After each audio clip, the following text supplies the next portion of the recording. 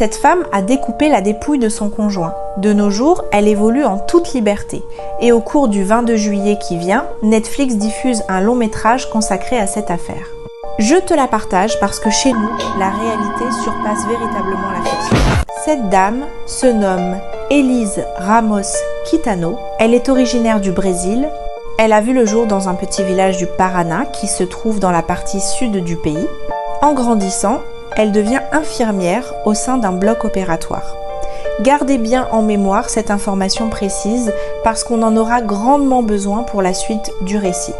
Dès qu'Élise décroche son diplôme d'infirmière, elle estime que ce n'est pas suffisant.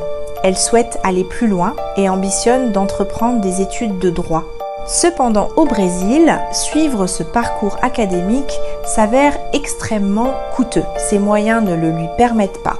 Elle commence alors un travail afin de financer son cursus qui n'est autre que celui d'escorte de haut standing. Elle se fait appeler Kelly et un jour ordinaire, un client réserve un créneau. Sauf que ce client spécifique n'est pas n'importe qui. Il s'agit d'un des hommes les plus fortunés de la nation. Son nom est Marcos Matsunaga et il est le successeur du groupe Yoki. Pour apporter un peu plus de précision, c'est l'une des plus imposantes sociétés du secteur agroalimentaire du pays. Lorsqu'il en prend les rênes, il devient son PDG et durant sa soirée en compagnie de Kelly, Marcos succombe totalement à son charme. Le seul problème à cet instant, c'est qu'il est déjà engagé dans les liens du mariage. Marcos trompe son épouse officielle avec Elise de manière régulière. Et lorsque je vous affirme qu'il s'est épris d'elle, ce n'est pas un détail négligeable puisqu'il emménage avec elle et pendant 3 années, ils vont partager leur quotidien, le temps que la procédure de divorce soit finalisée. Une fois celui-ci prononcé, il l'épouse sans attendre. Elise est enfin parvenue à s'en sortir. Elle devient la nouvelle dame Matsunaga, la conjointe d'un des plus riches héritiers de toute la nation. Ils accueillent une petite fille ensemble, nommée Elena, et elle mène une existence dorée à ses côtés. Elle réside dans un appartement de grand standing.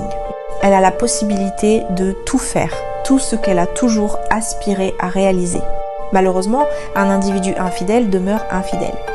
Si tu es parvenu à obtenir cette place, en jouant les maîtresses d'un homme marié, dis-toi bien que ton rôle reste convoité. Ce qui conduit Marcos à se dégoter une nouvelle partenaire. Il trompe Elise en fréquentant une autre escorte. Elise n'a pas encore conscience de la situation exacte. Elle nourrit un doute, alors elle engage un investigateur privé qui lui rapporte des éléments indiscutables prouvant que Marcos la trompe avec une collègue escorte. Le samedi 19 mai 2012, dans la soirée, les caméras de sécurité de sa résidence et de la cabine d'ascenseur, plus exactement, le photographient en train de regagner son domicile, une pizza entre les mains. Ce qu'on distingue sur les prises de vue de surveillance, c'est un individu passablement agacé étant donné qu'il assène des coups de pied contre la paroi de l'ascenseur. Et ce qu'on sait pertinemment, c'est que lorsqu'il est rentré chez lui, une altercation a éclaté avec son épouse Elise. Elle l'a confronté au sujet de son infidélité à l'aide des preuves collectées par son investigateur privé. À partir de ce moment, on se retrouve face à 2 interprétations des faits et c'est là que réside l'élément central de cette affaire. D'après la version d'Élise, la tension est montée d'un coup. Son mari lui a flanqué une gifle, il l'a menacée en affirmant que si elle réclamait le divorce, il lui retirerait Elena, leur fille. Saisie de panique, elle a saisi une arme à feu dans une pièce voisine et lui a tiré dessus. Selon ses avocats, il s'agissait soit d'un passage à l'acte passionnel, soit simplement d'une réaction de légitime défense. Elle se sentait véritablement mise en danger par son conjoint. Selon la partie civile, là nous ne disposons pas de la version de la dispute puisque l'homme est décédé, mais Élise aurait tout prémédité puisqu'elle lui a logé froidement une balle dans la tête. Elle l'a abattu immédiatement au moyen de plusieurs impacts à la tête. Nous allons aborder les détails qui ont provoqué le haut le cœur de bon nombre de personnes au Brésil. Vous vous souvenez quand je vous mentionnais qu'au départ, Élise est une infirmière rodée au bloc opératoire ? Elle possède une parfaite maîtrise de l'anatomie.